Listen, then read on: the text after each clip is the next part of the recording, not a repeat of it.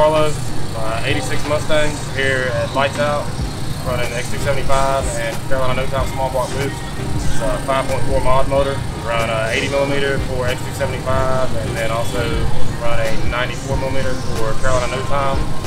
Everything's controlled by Holley Dominator with Eric Gold at the controls. We run a Dominator with all the bells and whistles. We run shock sensors, speed sensors, boost controls, air shifted. We run our trans dump valves and our spool valve. I mean, the system itself is the best I have tuned. I tune all kinds of stuff every day for a living, and I haven't found a more usable system out there, you know, for the end user, period. I could set up and build any kind of ramp or, you know, in output I want to on it. It works really well, and it works the first time, you know. The data that we get from the Dominator is just awesome. I mean, the refresh rate that we're getting, I can see the minute changes that we're making and see how it really affects the car. Holley's just always been consistent.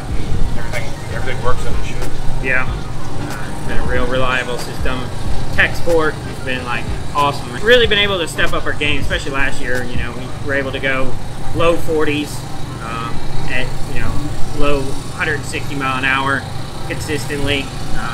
In X275 trim. Yeah, you know, making us be somewhat competitive in that class. We're really going to start pushing it this year. We got a new motor at the very end of the year. We got a new you know, bottom end, which will allow us to put a lot more boost and really turn it up.